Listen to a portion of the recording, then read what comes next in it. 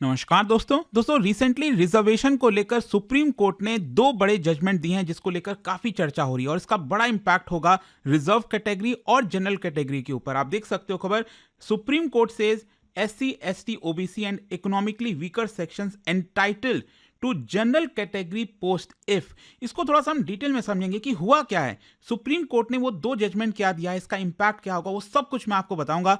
चलिए आगे बढ़ते हैं, लेकिन उससे पहले आप सबको बता दूं, आप में से जो भी लोग यूपीएससी की तैयारी कर रहे हैं, जैसे 2027 के लिए अगर आप प्रिपरेशन कर रहे हैं, इसमें आपको प्रीलिम्स, मेंस, इंटरव्यू सब कुछ की हम तैयारी कराते हैं। यहाँ पर इनफैक्ट 18 बुक्स का पूरा सेट है जो आपको कुरियर के थ्रू घर पर भेजा जाता है। अगर आप प्रीलिम्स क्रैक कर लेते हैं तो जो भी आप ये फी पे कर रहे हो वो भी हम आपको रिफंड कर देंगे। ज्वाइन करने के लिए लिंक कमेंट सेक्शन में दिया हुआ है, यूज करिए ये कोड अंकित लाइव मैक्सिमम डिस्काउंट के लिए, और ये फोन नंबर है, यहां पर आप कॉल कर सकते हैं, मेरी टीम आपको अच्छे से गाइड कर देगी। चलिए शुरुआत करते हैं। सबसे पहले देखते हैं कि सुप्रीम कोर्ट के सामने कौन सा मामला गया था, इशू क्या था सुप्रीम कोर्ट के सामने, ताकि इसकी वजह से ये जो दो बड़े जजमेंट आए हैं। देखो क्या है ना कि भारत में पब्लिक एम्प्लॉयमेंट और जो कॉम्पिटिटिव एग्जाम्स होते हैं, चाहे यूपीएससी है, एसएससी, स्टेट पीसीएस, जितने भी हैं, राइट, उसमें काफी ज्यादा कंफ्यूजन रहा है लंबे समय से, और इसकी वजह से मामला कोर्ट में भी जाता था। तो जो मान लो अगर कोई जनरल कैटेगरी का कैंडिडेट है, अगर वो कट ऑफ को क्लियर भी कर देता था, पता चलता था बाद में कि उसको जॉब नहीं मिलेगी, क्योंकि यहाँ पर जो जो रिजर्व कैटेगरी है वो कई बार जनरल कैटेगरी के सीट्स ले रहे थे। कई सारे प्रॉब्लम होते थे। देखो बेसिकली दो मेन क्वेश्चन था। एक क्वेश्चन ये था कि क्या SC, ST, OBC का कोई कैंडिडेट है, क्या वो जनरल कैटेगरी के सीट्स पर भी compete कर सकता है। कहने का मतलब यह है कि मान लो अगर आप SC से बिलोंग करते हो, राइट, तो ऑब्वियस सी बात है आपको रिजर्वेशन मिला हुआ है, तो क्या आपके पास हक है कि आप जनरल कैटेगरी वाली जो सीट है उस पर भी compete करो। दूसरा क्वेश्चन ये था कि अगर मान लो एक रिजर्व कैटेगरी का कैंडिडेट है, अगर वो रिजर्वेशन का बेनिफिट ले लेता है एक स्टेज पर और बाद में आगे चलकर वो हाई मार्क्स लाता है, तो क्या वो जनरल कैटेगरी वाले का भी बेनिफिट ले पाएगा। मतलब जैसे मान लो यूपीएससी का एग्जाम है, उसमें प्रीलिम्स होता है, मेंस होता है, इंटरव्यू होता है, यहाँ पर कई सारे रिलैक्सेशंस होते हैं, जैसे एज में रिलैक्सेशन, कई चीज़ें मिलती हैं बेनिफिट रिजर्वेशन के।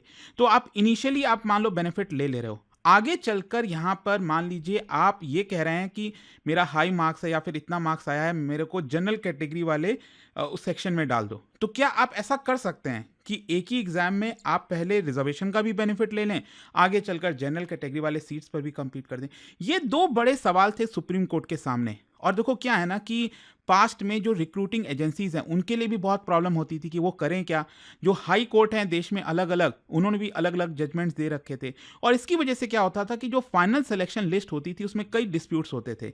जनरल कैटेगरी के जो कैंडिडेट्स हैं उनको कोर्ट जाना पड़ता था, यहाँ पर डबल एडवांटेज लिया जाता था रिजर्व कैटेगरी के कैंडिडेट्स के द्वारा, ऐसा क्लेम किया जा रहा था। तो कहीं ना कहीं ये सारे सवाल को सेटल करने के लिए सुप्रीम कोर्ट में मामला पहुंचा, और इसीलिए ये जो जजमेंट है वो बहुत मायने रखता है। अच्छा, यहां पर मैं जजमेंट बताने के पहले एक और चीज बता दूं कि हमारे संविधान में कई आर्टिकल्स हैं और इसी को लेकर कहीं ना कहीं बैलेंस करना पड़ता है। यहां पर जो फंडामेंटल राइट्स आप देखोगे, इसमें आर्टिकल 14, 15(4), 16(1), 16(4), अब देखो यहां पर ध्यान से समझिएगा।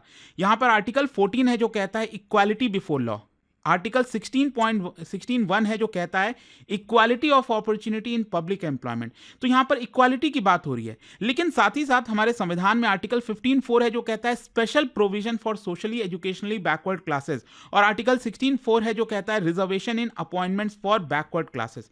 तो सुप्रीम कोर्ट को यहां पर बैलेंस करना है। एक तो मेरिट बेस्ड इक्वालिटी की जो बात हो रही है आर्टिकल 14 और 16(1) में, और यहां पर जो अफर्मेटिव एक्शन है दैट इज आर्टिकल 15(4) और 16(4) में कहा गया। तो इसको बैलेंस कैसे किया जाए कि आपको इक्वालिटी भी रखना है और आपको स्पेशल प्रोविजंस पर भी प्रोवाइड करना है, रिजर्वेशन कैटेगरी के लिए भी वो आपको बेनिफिट मिलना है, वो आप कैसे करोगे। तो अब मैं आपको बताता हूं कि सुप्रीम कोर्ट के द्वारा दो जजमेंट क्या आया है। देखो सबसे पहले तो मैं आपको बता दूं, ये जो पहला रूलिंग है, पहला जजमेंट है, ये पिछले महीने दिसंबर में ही आ गया था, और अभी कुछ दिन पहले ही यहां पर अभी ये जो दूसरा वाला रूलिंग है वो भी आया है। देखो सबसे पहला ये जो रूलिंग है जो दिसंबर के महीने में आया था, इसमें क्या कहा है, इसमें reserve category candidates can compete for general seats with a condition. इसके अंदर यहां पर यह बोला गया है, ध्यान से समझिएगा, कोई कैंडिडेट है जो रिजर्व कैटेगरी से बिलोंग करता है, SC, ST, OBC या फिर इकोनॉमिकली वीकर सेक्शन, अगर आपके पास रिजर्वेशन का है बेनिफिट, ठीक है, तो यहां पर यह बोला गया है कि अगर आप कैंडिडेट हैं रिजर्व कैटेगरी से, लेकिन आपने रिजर्वेशन का बेनिफिट नहीं उठाया। मान लीजिए अगर आप शेड्यूल कास्ट कैटेगरी से बिलोंग करते हैं, लेकिन एग्जाम जब आपने फॉर्म भरा और जब आपने एग्जाम दिया, ना तो आपने एज रिलैक्सेशन लिया, ना आपने कट ऑफ का फायदा उठाया लोअर कट ऑफ का, ना आपने एक्स्ट्रा अटेम्प्ट का फायदा उठाया, आपने ये कोई भी बेनिफिट नहीं उठाया। आपने प्योरली जनरल मेरिट के ऊपर क्वालिफाई किया है उस एग्जाम को, तो आप जनरल कैटेगरी में ही माने जाओगे। मतलब आपको जॉब मिलेगी, आपका एग्जाम क्वालिफाई माना जाएगा, ठीक है, और आप जनरल कैटेगरी वाले लिस्ट से क्वालिफाई करोगे। लेकिन यहां पर ध्यान रखिएगा, आपने कोई बेनिफिट नहीं उठाया है। Their caste identity can not disqualify. मतलब अगर कोई पर्सन SC ST OBC से बिलोंग करता है तो आप उसको डिस्क्वालीफाई थोड़ी कर सकते हो कि आप जनरल कैटेगरी में क्यों बैठ रहे हो। जनरल कैटेगरी तो कोई भी बैठ सकता है, ठीक है, वो किसी के लिए रिजर्व नहीं है। ये रूलिंग क्यों इंपॉर्टेंट है, ये एग्जिस्ट क्यों करती है? क्योंकि जनरल कैटेगरी ओपन होता है, it is not just for upper caste only. और जो मेरिट है, it can not be ignored just because कि आप एक रिजर्व ग्रुप से बिलोंग करते हैं। तो एक प्रकार से ये जो रूलिंग थी पहली वाली, वो मेरिटोक्रेसी को प्रोटेक्ट करता है, यहां पर डिस्क्रिमिनेशन को हटाता है कि अगर आप हाई परफॉर्मिंग रिजर्व कैंडिडेट हैं तो भी आप जनरल कैटेगरी से क्वालिफाई कर सकते हैं। लेकिन जो दूसरी वाली रूलिंग है, ये काफी इंटरेस्टिंग है, ध्यान से समझिएगा, और ये बहुत इंपॉर्टेंट क्लैरिफिकेशन आप कह सकते हो, जस्ट 2-3 दिन पहले यहां पर सुप्रीम कोर्ट के द्वारा बोला गया है। देखो यहां पर कोर्ट ने क्लियरली कहा है कि अगर कोई रिजर्व कैटेगरी का कैंडिडेट है, मतलब वही अगर आप SC ST OBC अगर आप रिजर्व कैटेगरी से बिलोंग करते हो और मान लीजिए आपने एक स्टेज में रिलैक्सेशन का फायदा उठा लिया, जस्ट फॉर एग्जाम्पल अगर हम यूपीएससी की बात करें, प्रीलिम्स मेंस इंटरव्यू, ये 3 स्टेज हैं। तो यहाँ पर अगर आपने मान लीजिए फॉर एग्जाम्पल आप समझो अगर आप जनरल कैटेगरी के हो तो यहाँ पर यूपीएससी का एग्जाम आप 32 ईयर्स तक दे सकते हो, लेकिन अगर आप रिजर्व कैटेगरी में हैं तो आप 34 ईयर्स 35 ईयर्स इस तरह से भी दे सकते हैं। तो मान लीजिए अगर आप 34 ईयर्स के और स्केड्यूल्ड ट्राइब से बिलोंग करते हैं तो आप यूपीएससी का एग्जाम फिर भी दे सकते हैं क्योंकि आपको बेनिफिट मिल रहा है। तो मान लीजिए आपने इसका बेनिफिट उठाते हुए यूपीएससी का फॉर्म भर दिया फॉर एग्जांपल, ठीक है, सो आपको पूरे एग्जाम के दौरान प्रीलिम्स मेंस इंटरव्यू, ये पूरे प्रोसेस के दौरान उस रिजर्व कैटेगरी का ही हिस्सा माना जाएगा। ऐसा नहीं होगा कि आपने प्रीलिम्स क्वालिफाई कर लिया रिजर्व कैटेगरी के थ्रू और आप कह रहे हो कि जो मेंस वाला एग्जाम है वो मेरे को जनरल वाले कैटेगरी के लिस्ट में डाल दो। ऐसा नहीं हो सकता। अब आप में से कई लोग सोचेंगे कि ऐसा कोई क्यों ही करेगा, ठीक है। अब होता क्या है ना कि बहुत रेयर होता है, लेकिन कई बार ऐसा होता है कि यहाँ पर कुछ कट ऑफ लिस्ट ऐसे आते हैं जहां पर जनरल कैटेगरी का जो कट ऑफ है वो कई बार रिजर्व कैटेगरी से भी कम होता है। फॉर एग्जाम्पल मैं आपको एग्जाम्पल से समझाता हूं। मान लीजिए एक एग्जाम है जो 100 मार्क्स का है, ठीक है, जस्ट एग्जाम्पल बता रहा हूं, और इसमें जो है जनरल कैटेगरी का जो कट ऑफ गया, मान लो फॉर एग्जांपल वो 70 गया, और जो स्केड्यूल कास्ट का जो उस कैटेगरी का कट ऑफ है ये मान लो 77 चला गया, ठीक है। अब मान लो एक कैंडिडेट है जो स्केड्यूल कास्ट से बिलोंग करता है, उसने रिजर्वेशन का बेनिफिट उठाया, उसका मार्क्स मान लो आ गया 75, ठीक है। अब उसने कैटेगरी तो अपनी ले ली ना, उसने पहले स्टार्टिंग में बेनिफिट उठा लिया क्योंकि वो 34 ईयर्स का था, मान लो उसने एज रिलैक्सेशन ले लिया। तो उस केस में यहां पर वो ये नहीं कह सकता क्योंकि उसका 75 मार्क्स है, तो उसने जनरल कैटेगरी वाले कट ऑफ से तो उसका मार्क्स ज्यादा है ना, लेकिन उसका स्केड्यूल कास्ट, उसकी जो रिजर्व कैटेगरी है उसमें तो कट ऑफ ज्यादा है, तो वो क्वालिफाई नहीं माना जाएगा। ये स्केड्यूल कास्ट का कैंडिडेट ये नहीं कह सकता कि अब मुझे जनरल कैटेगरी वाले लिस्ट में डाल दो, राइट, क्योंकि उसके हिसाब से क्वालिफाई हो जाएगा। लेकिन ऐसा होना नहीं चाहिए क्योंकि स्टार्टिंग में उसने रिजर्वेशन का फायदा उठा लिया, एज रिलैक्सेशन ले लिया।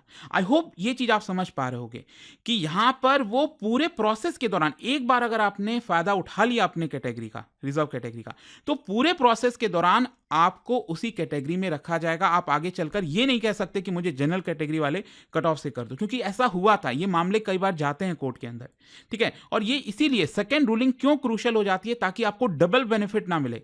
कोर्ट ने एक्सप्लिसिटली रिजेक्ट कर दिया ये आइडिया कि एक कैंडिडेट अगर रिजर्वेशन का बेनिफिट उठाता है कंपटीशन में एंटर करने के लिए और बाद में जनरल सीट को कैप्चर करने की कोशिश करता है, तो ये अनफेयर होगा और कॉन्स्टिट्यूशनली इम्परमिसिबल होगा। एंड क्वेश्चन ये है कि अब इसका मतलब क्या है जनरल कैटेगरी के कैंडिडेट्स के लिए। देखो कहीं ना कहीं जनरल कैटेगरी के कैंडिडेट्स के लिए एक प्रोटेक्शन मिल गई है। अब मतलब जनरल कैंडिडेट्स अब इस वर्डिक्ट से इंश्योर हो सकते हैं कि कोई भी रिजर्व कैटेगरी का कैंडिडेट आगे चलकर एग्जाम में आपके सीट का फायदा नहीं उठाएगा। एक बार उस रिजर्व कैटेगरी के कैंडिडेट ने उस रिजर्वेशन का फायदा उठाया तो फिर आपका, क्योंकि कई बार क्या होता है ना कि मान लो टोटल 100 सीट्स हैं फॉर एग्जांपल, और मैं कहता हूं कि यहाँ पर 40 सीट्स जनरल कैटेगरी के लिए हैं, ठीक है। तो कई बार ऐसा होता था कि मान लो आपका 48th नंबर आया, इसमें आपको क्वालिफाई कर दिया गया, ठीक है। लेकिन पता चला कि जो रिजर्व कैटेगरी का कैंडिडेट है वो जनरल कैटेगरी के सीट को ले रहा है, तो पता चला आप क्वालिफाई नहीं कर पा रहे हो।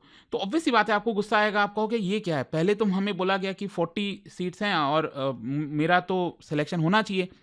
तो दैट इज वाई अब यहां पर प्रोटेक्शन मिल गई है जनरल कैटेगरी के कैंडिडेट्स को कि आप इंश्योर हो सकते हो, ट्रांसपेरेंसी आ गई है। और देखो यहां पर रिक्रूटमेंट प्रोसेस भी ट्रांसपेरेंट हो जाएगा। आप जो रिक्रूटिंग एजेंसीज हैं, चाहे यूपीएससी है, एसएससी, जितने भी जो करते हैं आपके रिक्रूट करते हैं, तो क्लियरली उनको आइडेंटिफाई करना पड़ेगा कि कौन सा कैंडिडेट रिजर्वेशन का बेनिफिट उठा रहा है, कौन सा नहीं उठा रहा है, और उसका कैटेगरी स्टेटस लॉक कर देना पड़ेगा पूरे प्रोसेस के दौरान, ताकि पोस्ट एग्जाम मैनिपुलेशन ना हो सके लिस्ट में। इसकी वजह से कोर्ट में केसेस कम जाएंगे जो अभी तक जा रहे थे, बायसनेस का एलिगेशन नहीं लगेगा, एडमिनिस्ट्रेटिव आर्बिट्रीनेस जो है वो हट जाएगी। जहां तक सवाल है इसका रिजर्व कैटेगरी के कैंडिडेट्स के लिए क्या मतलब है, देखो अगेन ये जो जजमेंट है वो जेन्युइन मेरिट को प्रोटेक्ट करता है। अगर आप कंपीट कर रहे हो एज विदाउट रिलैक्सेशन, आप फायदा नहीं उठा रहे हो, तो आपको फुल मेरिट रिकॉग्निशन मिलेगी। अगर आप रिजर्वेशन का बेनिफिट उठा रहे हो तो भी आपको प्रोटेक्शन मिलेगा उस कोटा के अंदर। तो कोर्ट ने ये कहा है बेसिकली कि रिजर्वेशन लेना कोई स्टिग्मा नहीं है, हाँ ये चॉइस है जिसका कॉन्सिक्वेंस भी है, कि एक बार आपने ये चूज कर लिया कि मैं बेनिफिट उठा रहा हूं, उसी हिसाब से आपको चलना पड़ेगा। और लास्ट में जाने से पहले मैं आपको बता दूं कि ओवरऑल मैसेज क्या है सुप्रीम कोर्ट का। ये जो जजमेंट है ना, इससे 3 बड़े चीजें सामने निकल कर आती हैं। सबसे पहला, मेरिट और रिजर्वेशन कॉम्प्लीमेंट्री है, कॉन्ट्राडिक्टरी नहीं है। इक्वालिटी का मतलब ये नहीं होता कि सबको सेम ट्रीटमेंट मिलेगा। Affirmative action must not become unfair advantage, यहां पर किसी को अनफेयर एडवांटेज नहीं मिलना चाहिए। सो आई होप कि इस वीडियो के थ्रू आपको एकदम क्रिस्टल क्लियर हो गया होगा कि सुप्रीम कोर्ट ने अपने जजमेंट में क्या कहा है और उसका इंपैक्ट क्या होगा। चीज़ें क्लियर हो गई हैं, एकदम क्रिस्टल क्लियर। अब मामला आई डोंट थिंक कि किसी भी एग्जाम में कोर्ट में जाना चाहिए, सब कुछ क्लियर हो चुका है। और जाने से पहले एक बहुत ही इंटरेस्टिंग क्वेश्चन, क्या आप बता सकते हो सुप्रीम कोर्ट का वो कौन सा केस था, जजमेंट था, जहां पर ओबीसी रिजर्वेशन को अपहेल्ड किया गया था but introduce the concept of creamy layer? कौन से जजमेंट में क्रीमी लेयर का कॉन्सेप्ट इंट्रोड्यूस किया गया था सुप्रीम कोर्ट के द्वारा? क्या बता सकते हैं इस क्वेश्चन में? इसका राइट आंसर आप सब जानते हैं, मेरे इंस्टाग्राम पर तो मिलेगा ही, वहां पर अगर आप नहीं हो कोई बात नहीं, टेलीग्राम से ले सकते हैं इसका सही उत्तर। और दोस्तों जैसा मैंने आपको बताया, अगर आप यूपीएससी की तैयारी कर रहे हैं, कोई भी बैच चाहते हैं, आपको बस यूज करना है ये कोड अंकित लाइव, मैक्सिमम डिस्काउंट के लिए लिंक कमेंट सेक्शन में दिया हुआ है। 2027 का बैच ये आप अवेल कर सकते हैं, जिसमें प्रीलिम्स, मेंस, इंटरव्यू सब कुछ की हम तैयारी कराते हैं। इसमें 18 बुक्स का जो पूरा सेट है वो भी हम आपके घर पर भेजते हैं। प्रीलिम्स क्रैक करते हो तो हम आपको पूरा रिफंड कर देते हैं। आपको इसके अंदर पूरी मेंटरशिप मिलती है, मतलब आपको एक पर्सन अपॉइंट किया जाता है, असाइन किया जाता है, जो आपको पूरी जर्नी के दौरान हेल्प करते हैं। बहुत सारे बेनिफिट्स। अगर आपको कोई डाउट है, प्रॉब्लम है, ये फोन नंबर है, आप कॉल करिए, मेरी टीम आपको अच्छे से गाइड कर देगी। Thank you. Study IQ IAS, आपका सिलेक्शन हमारा मिशन।